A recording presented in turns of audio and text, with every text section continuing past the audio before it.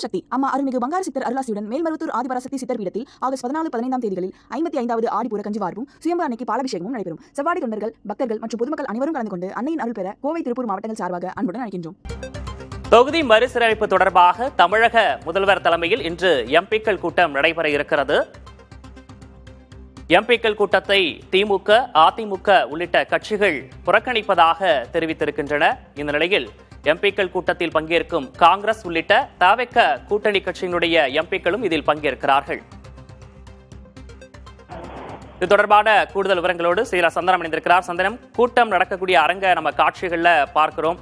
தற்போதைய விவரம் விக்னேஷ், முதலமைச்சர் விஜய் தலைமையில இன்று தொகுதி மறுவரை சம்பந்தமாக அனைத்து கட்சி தமிழகத்தில் இருக்கக்கூடிய அனைத்து கட்சி எம்பிக்கள் கூட்டம் நடைபெறும் என்று முதலமைச்சர் விஜய் அழைப்பு விடுத்திருந்தார்.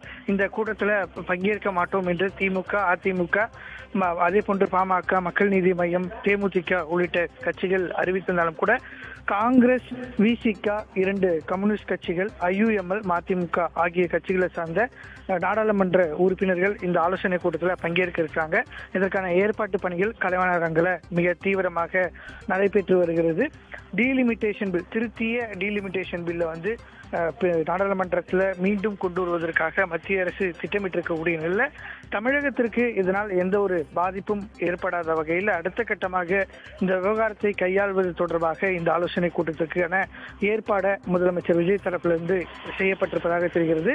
ஏற்கனவே 2025ஆம் ஆண்டு அப்போதைய முதலமைச்சர் ஸ்டாலின் தலைமையில் நடைபெற்ற அனைத்து கட்சி கூட்டத்தில் தவிக இந்த டீலிமிட்டேஷனுக்கான எதிரான பார்வையை குறிப்பிட்டிருந்தாங்க. அதே போன்று முதலமைச்சர் விஜய் கரூர்ல பேசும்போதும் கூட டீலிமிட்டேஷனை எந்த விதத்திலையும் ஆதரிக்க மாட்டோம் என்று தெரிவித்த நிலையில் தான் இந்த ஆலோசனை கூட்டத்திற்கான ஏற்பாடு என்பது செய்யப்பட்டிருக்கிறது.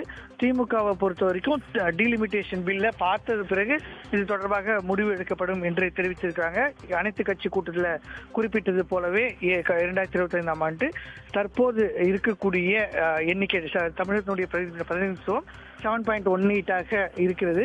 அதே பிரதிநிதித்துவம் இருக்க வேண்டும். அதே போன்று மாநிலங்களுக்கு மக்கள் தொகை கணக்கெடுப்பு 2011 அடிப்படையில் இல்லாமல் 1971ஆம் ஆண்டு கணக்கெடுப்பு அடிப்படையில் அனைத்து மாநிலங்களுக்கும் 50% இடத்தை உயர்த்த வேண்டும் என்று பல்வேறு இந்த திருத்தங்களை எல்லாம் மேற்கொள்ள வேண்டும் என்று அவர்கள் அப்போது தீர்மானத்தில் குறிப்பிட்டிருந்தாங்க. தற்போது பாஜக தரப்பிலும் இது தொடர்பாக தகவல் தெரிவிக்கப்பட்டிருப்பதாக தெரிகிறது. எனவே டீலிமிட்டேஷன் பில் பார்த்த பின்பு அதே போன்று ஏற்கனவே தங்களுடைய கோரிக்கைகள் மாற்றப்படும் பட்சத்தில் அதற்கு ஆதரவு தெரிவிப்பதற்காக திட்டமிட்டிருப்பதாக தெரிகிறது. இந்த நிலையில் தான் தமிழக அரசு சார்பாக தமிழக அரசு என்ன செய்ய போகிறது, அதே போன்று தமிழகத்தில் இருக்கக்கூடிய நாடாளுமன்ற உறுப்பினர்கள் இந்த விவகாரத்தை எப்படி கையாள இருக்கிறார்கள் என்பது தொடர்பான ஆலோசனை கூட்டத்திற்கு அழைப்பிட்டிருந்தார். காவேரி தொடர்பாக கூட்டம் நடத்தாத காரணமாக அதிமுக, பாமக உள்ளிட்ட கட்சிகள் இந்த கூட்டத்தை புறக்கணித்திருக்கிறாங்க. விக்னேஷ், தற்போதைய விவரங்களுக்கு நன்றி சந்தனகுமார்.